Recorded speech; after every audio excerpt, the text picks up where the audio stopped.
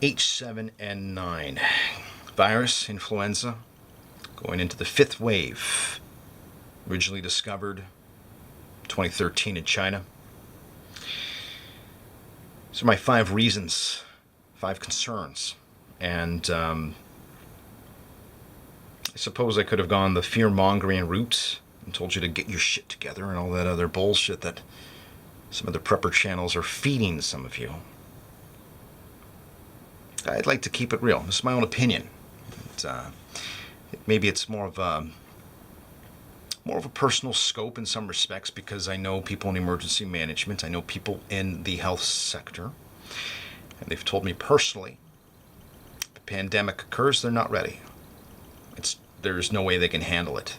They're terrified because they know their due diligence and their responsibilities won't be up to par. I think, before getting into the top 5 things, above and beyond any sort of pandemic, financial collapse, or whatever it is, it's not even so much the pandemic, in addition to the fact that we've got all these people that are willfully unprepared and ignorant to what the pandemic could be about, or whatever disaster could be about, and it's their reaction. So the craziness, the crazy's going to come out. Crazy's going to come out. But who cares about me, what I have to say, even with these 5 things, or Tony down the road with the big sign. It's at saying that the end of the world is coming. The end is nigh. Or even some of the other bullshit prepper channels that are trying to entice you to get views based on fear. The first point is what the experts are saying. World Health Organization and Center for Disease Control, WHO, CDC. What they say is that H7N9 has viral pandemic potential. And to me that's concerning, because when an expert says H7N9 has viral pandemic potential, or the guy that's been working on Wall Street for 30 years saying a financial collapse is inevitable, it doesn't get any more credible than that. I don't think we can't go above the WHO or the CDC. If they say it, it's probably true. The second concern I have has to do with the mortality rate. Traditionally with viruses and bacteria, infections, we don't see a 1 in 3 death mortality rates. H7N9 is going to has killed 1 in 3 people. That's kind of scary shit when you think about it. The third is being 3 steps away from human-to-human transmission. That's one thing where the experts are saying right now, it's not really of a concern, because it doesn't, there's very low risk in transmitting from a human to human. A bird to a human, yes, there's risk. You get it, 1 in 3 dead. If this person's infected, another human, transmission is low. It's according to the CDC, it's according to WHO, it's according to Dr. Matthew Gilmore, probably the foremost authority in Canada on the topic, definitely in microbiology. And that's his opinion. He says, look, it's just, and if you do your own due diligence and research, you'll come to the same conclusions. But what they don't talk about is the evolution of a virus, and how it's so close.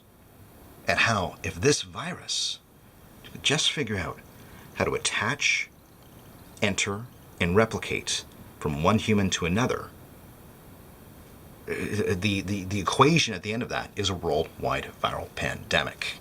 And you can see how, with 1 in 3 people dying, it would be a very chaotic and SHTF, for lack of a better term. That's what it would be. It would be a viral pandemic, SHTF, if H7N9 goes from human to human. It just figures out that little piece of code, if it does what it needs to do, and it's working at it. It's trying. It's doing everything it can to survive.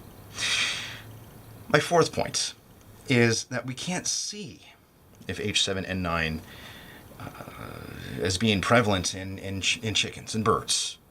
So we can open up the coop in any number of towns in China where they serve chickens.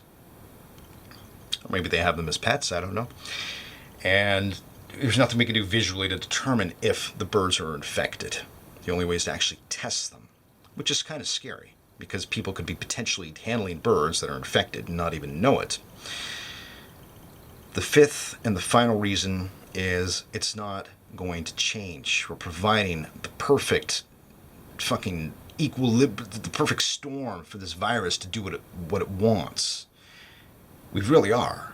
We're talking about China and a very traditional way of dealing with and selling food in the streets. That's not changing anytime soon. What I'm talking about is coops with chickens that are being butchered, that are crapping, and then right beside it, we're dealing with that meat in a very unsanitary manner, in a way that's creating the perfect storm to allow this virus to do what it wants to do, to replicate. That's not changing. It's not changing anytime soon. And that's, for me, probably one of the biggest issues that we have, because if we could mitigate the butchering, if there was more sanitation with respect to dealing with chickens, we probably wouldn't see a larger increase in infections. And that's largely in part why most of the viruses that we see come from birds and pigs, the strain, everything comes right back to China. And it's as a result of their handling with chickens. The reason I don't think that's going to change is because for generations, that's the way they've done it. We're talking about low-income individuals, that this is what they do, right? It's like shark fin soup. There's an analogy I was thinking about earlier. You know, the guys in the boats that go out and cut the fins off of sharks because they believe it's got mystical powers that'll increase the male's Mr. Happy, we'll call him. Purely speculative, no science to back it up, but it doesn't matter. They know they can make a lot of money selling shark fin soup, so they go out. They don't care about the ecosystem. They don't care about the bigger picture, the larger impact that it's going to have on humans around the world. They just know they've got a boat, they can get sharks, they can cut shark fins, and they can sell them. Similarly with people in China selling chickens, they can breed chickens. Chickens and eggs are eaten, probably I'm guessing, one of the most popular foods out there. That's how they make their money. This is how they do business. They've been doing it for years. They don't want the government to come in and regulate some sort of sanitary necessity and change their way of life. That's just how they do things. That's not going to change. And that's why the plausibility of a bigger pandemic occurring it just reinforces it's inevitable. It is going to happen. There's no doubt in my mind. Now, I don't want to leave you off with some sort of scare tactic to suggest that you need to get your shit together and subscribe and blah, blah, blah, blah, and all that other bullshit like some of the other preppers are doing out there. What I will say is, I'm going to let you in a little secret.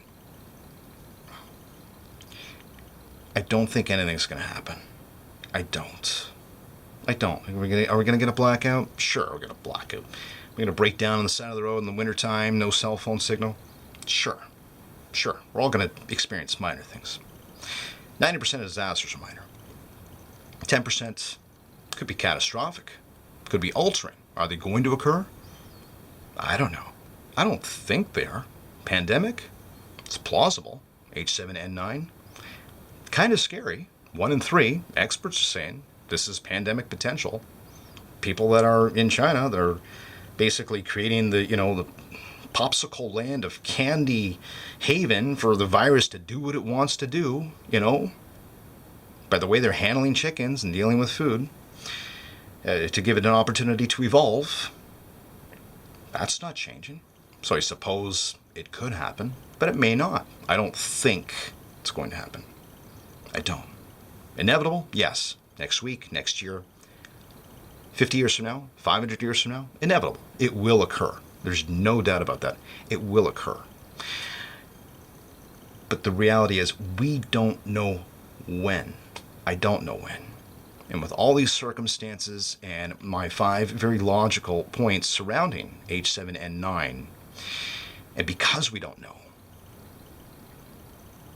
we have to be prepared. We have to take these measures. Because shit could hit the fan.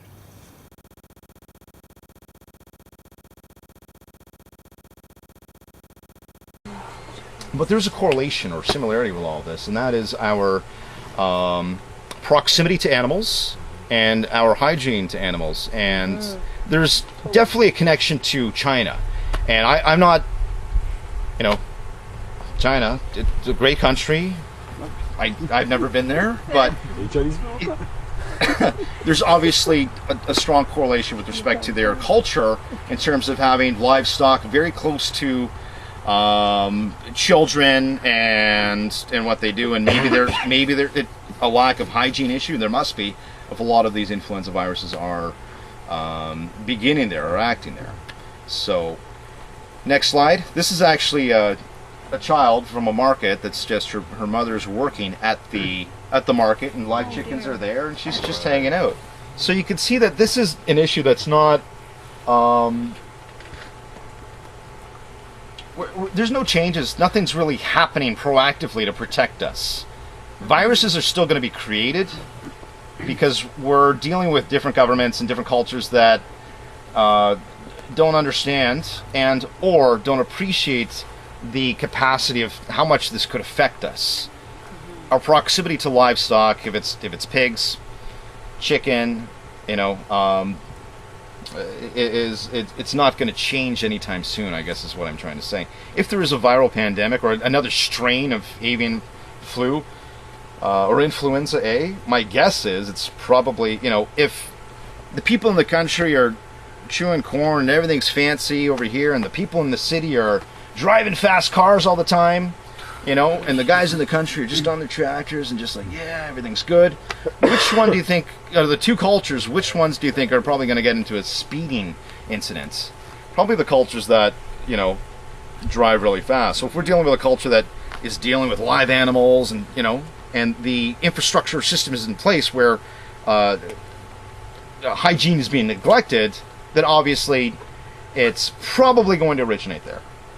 So I'm trying to be as polite as possible to say that we're probably going to see something happen in China very soon.